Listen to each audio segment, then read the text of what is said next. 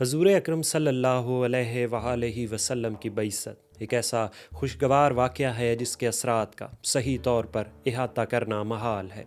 اقوام عالم بالعموم اور قوم عرب بالخصوص جن سماجی برائیوں اور معاشرتی انہدام کا شکار تھیں، اس نے انسانی تخلیق کے پیش نظر ربانی مقاصد کو تاراج کر دیا۔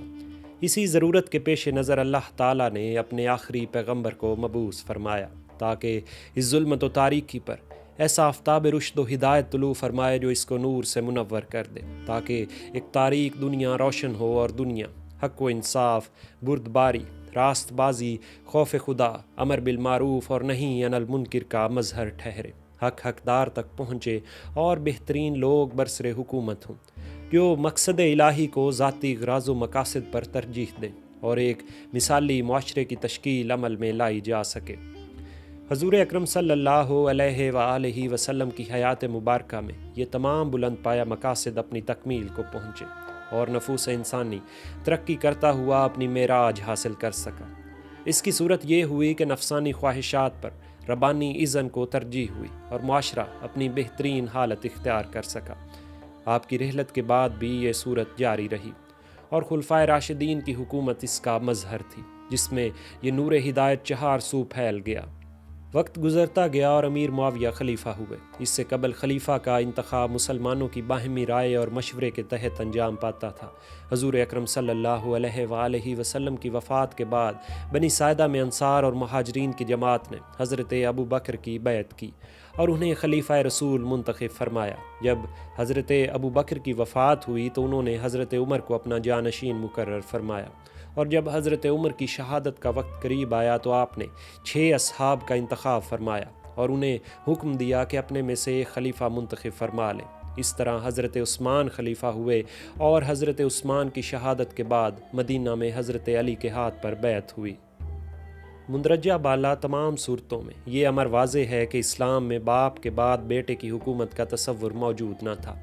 امیر معاویہ نے اپنی وفات سے قبل اپنے بیٹے یزید کے لیے لوگوں سے بیعت لی اور یہاں سے خلافت کی جگہ ملوکیت طرز حکومت کے طور پر رائج ہوئی۔ واقعہ کربلا سے قبل اس پیش لفظ کا مقصد ان بلند پایہ اخلاقی اصول و ضوابط اور نظام ہائے کار کا بیان کرنا ہے جس نے پراگندہ قبائل کے گروہوں کو ایک ترقی یافتہ اور منظم معاشرے کی شکل میں ڈالا، اور واقعہ کربلا اور حضرت امام حسین کی جد و جہد اس انقلاب کو قائم رکھنے اور پائیدار کرنے کی جد و جہد تھی جسے حضرت محمد صلی اللہ علیہ وآلہ وسلم نے برپا کیا تھا، اور آپ کی شہادت اس امر کا اظہار ہے کہ حق اور انصاف کی بالادستی کے لیے اپنی جان سے گزر جانا عظیم لوگوں کا شیوا رہا ہے۔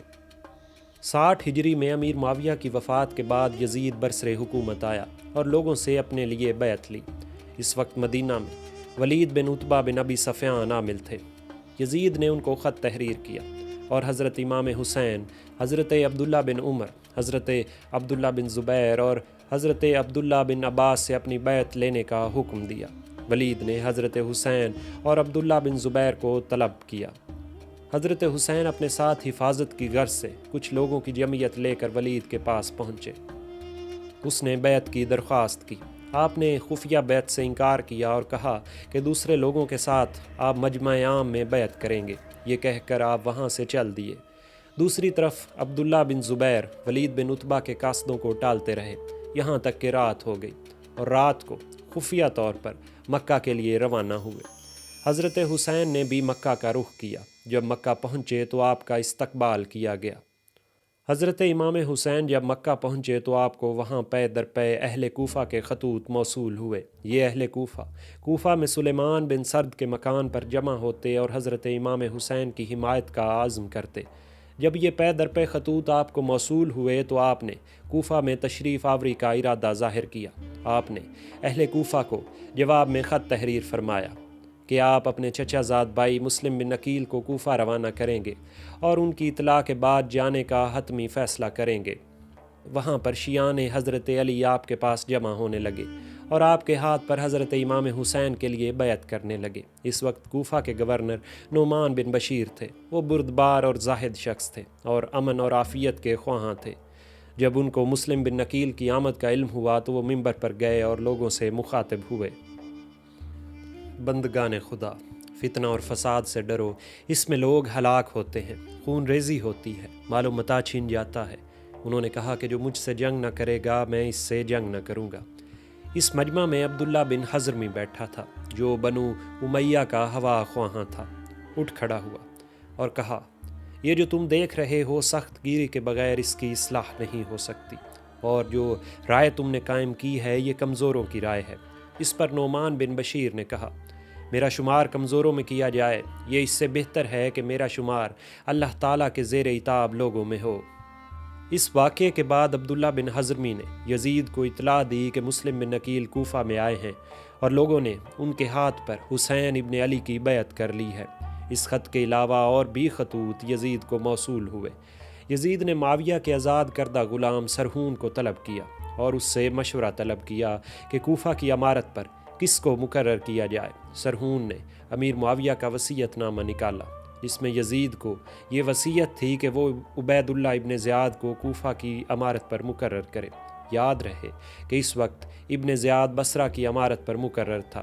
یزید نے اسے بصرہ کی امارت پر بحال رکھا اور مزید کوفہ کو بھی اس کے قلمرو میں شامل کر دیا اور اسے لکھا کہ وہ جا کر مسلم بن عقیل کو گرفتار، قتل یا شہر بدر کر دے۔ اسی اثنا میں کہ عبید اللہ ابن زیاد بصرہ میں موجود تھا، بصرہ کے رؤساء کے نام امام حسین نے خطوط تحریر کیے اور ان کو اپنی طرف دعوت دی۔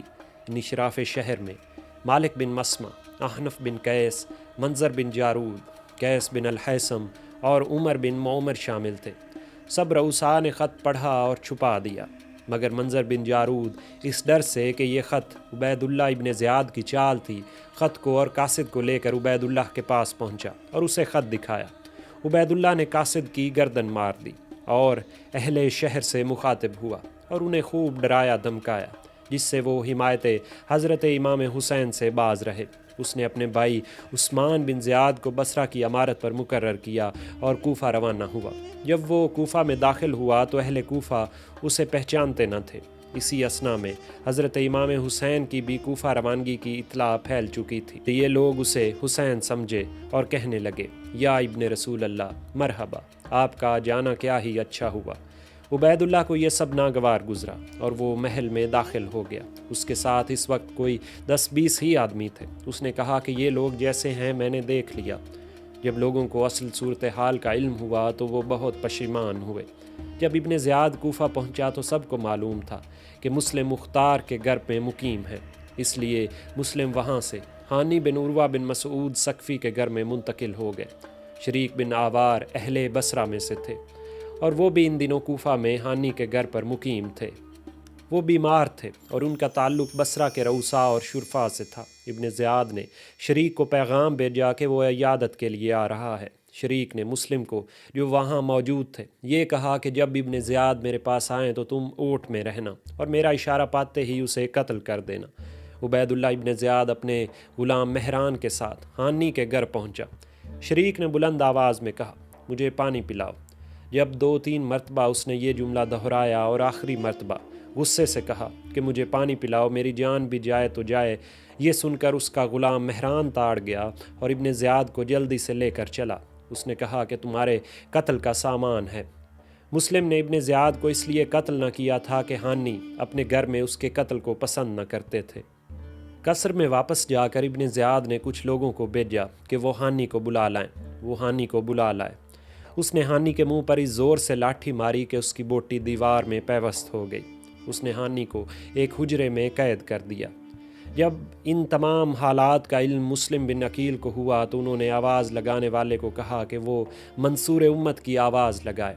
جس مکان میں آپ ٹھہرے ہوئے تھے اس کے گرد مکانوں میں 4000 ایسے لوگ تھے جو آپ کے ساتھ تھے، اور اس کے علاوہ 18,000 لوگ آپ کے ہاتھ پر بیعت کر رکھی تھی۔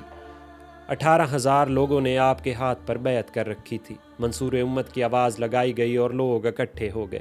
مسلم بن عقیل بن ابی طالب ان لوگوں کو لیے قصر کی جانب بڑھے۔ عبید اللہ ابن زیاد نے اپنے آپ کو قصر میں محصور کر لیا اور دروازے بند کر لیے۔ حامیان مسلم نے قصر کا محاصرہ کر لیا۔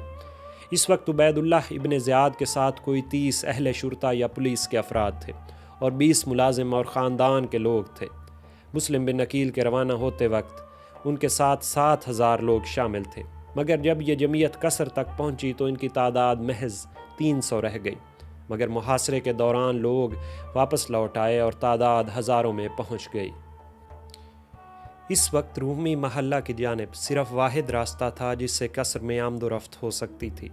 اسی طرف سے رؤسائے شہر ابن زیاد کے پاس آتے جاتے تھے۔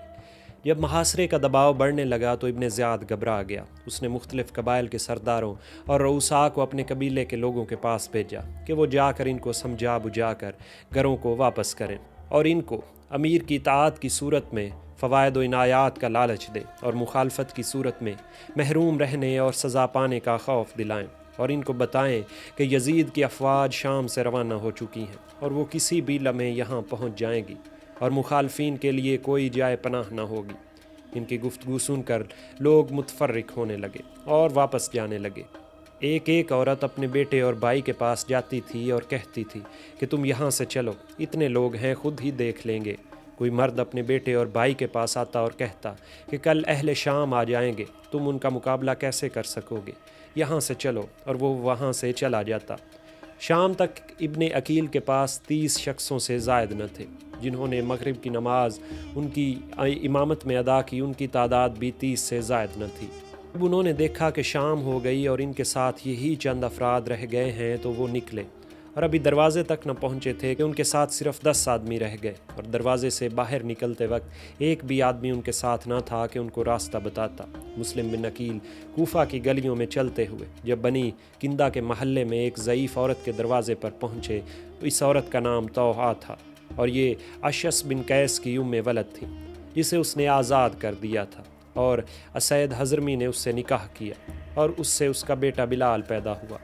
مسلم جب دروازے پر پہنچے تو آپ نے پانی مانگا، اس نے پانی پلایا۔ آپ نے اسے بتایا کہ آپ مسلم بن عقیل ہیں اور اہل کوفہ نے آپ سے دغا کی ہے اور شہر میں ان کے لیے کوئی جائے پناہ نہیں۔ وہ عورت ان کو گھر لے گئی اور ایک حجرے میں ان کو ٹھہرا دیا، ان کو کھانا پیش کیا، اور کچھ ہی دیر بعد اس ضعیفہ کا بیٹا گھر آیا۔ اس نے نو وارد یعنی مسلم کے بارے میں دریافت کیا۔ ماں ٹالتی رہی، لیکن آخر اس کے اصرار پر اور اس سے قسم لینے کے بعد اس نے ماجرا بیان کر دیا اور تاکید کی کہ وہ کسی کو نہ بتلائے۔ یہ ایک آوارہ شخص تھا اور ساتھ والوں کے ساتھ بیٹھ کر شراب پیا کرتا تھا۔ ادھر عشاء سے پہلے عبید اللہ ابن زیاد نے باہر صورتحال کا جائزہ لینے کے لیے فصیل پر لوگ بھیجے، کیونکہ ہجوم کی آوازیں بند ہو چکی تھیں اور انہوں نے وہاں کسی کو نہ پایا۔ وہ مسجد میں گیا، ممبر پر چڑھا، منادی کی اور حکم دیا کہ اہل شہر میں سے جو عشاء کی نماز کے لیے مسجد میں حاضر نہ ہوگا اس کے لیے کوئی امان نہیں۔ اس طرح تھوڑی ہی دیر میں مسجد نمازیوں سے بھر گئی۔ اس نے شہر میں مسلم کی تلاش کے لیے کارندے مقرر کیے اور لوگوں کو خبردار کیا کہ ابن عقیل جس گھر میں پائے گئے اس کے لیے کوئی امان نہیں۔ اگلی صبح وہ پھر اپنے مقام پر آ کر بیٹھ گیا اور لوگ اس کے پاس جمع ہوتے گئے۔ ان میں اس عورت کا بیٹا بلال بھی شامل تھا۔ اس نے محمد بن اشعث کے بیٹے عبد الرحمن کو بتا دیا کہ مسلم ان کے ہاں قیام پذیر ہیں۔ عبد الرحمن نے اپنے باپ اور اس نے ابن زیاد کو اطلاع دی۔ ابن زیاد نے ایک جمعیت ان کی گرفتاری کے لیے روانہ کی۔ انہوں نے مسلم کے گھر کا محاصرہ کر لیا، گھر میں داخل ہونے لگے۔ مسلم نے ان کا شدید مقابلہ کیا۔ ان کے چہرے پر ایک تلوار کا وار پڑا اور ان کا اوپر کا ہونٹ اور 2 دانت گر گئے۔ اسی اثنا میں محمد بن اشعث نے مسلم سے کہا کہ آپ کے لیے امان ہے، آپ کے لیے امان ہے۔ مسلم نے تلوار اپنی گردن میں لٹکائی اور زخموں سے چور اپنے آپ کو ان کے حوالے کر دیا۔ انہوں نے تلوار ان کی گردن سے اتار دی۔ مسلم بن عقیل رونے لگے۔ سلمہ نے کہا، جو اس ثمر کا طالب ہو جس کے آپ طالب ہیں اور اس پر کوئی مصیبت پڑ جائے تو اس طرح نہ روئے گا جس طرح آپ رو رہے ہیں۔ آپ نے کہا، میں اپنے لیے نہیں رو رہا، میں تو ان عزیزوں کے لیے رو رہا ہوں جو میرے پاس آنے والے ہیں۔ میں حسین اور ان کی اولاد کے لیے رو رہا ہوں۔ پھر آپ محمد بن اشعث کی جانب متوجہ ہوئے اور کہا، تم مجھے امان نہ دے سکو گے، تم اتنا سلوک کر دو کہ حسین کوفہ کی طرف روانہ ہو چکے ہیں، ان کو میرا یہ پیغام پہنچا دو کہ وہ واپس ہو جائیں۔ محمد بن اشعث نے ایک قاصد حضرت امام حسین کے پاس روانہ کیا اور تمام صورتحال سے ان کو آگاہ کر دیا۔ یہ قاصد 4 روز میں حضرت حسین کے پاس پہنچا تھا۔ جب مسلم کے بھائیوں کو اپنے بھائی کے انجام کا علم ہوا تو انہوں نے بدلے یا شہادت کا عزم کیا اور قافلہ کوفہ ہی کی جانب رواں دواں رہا۔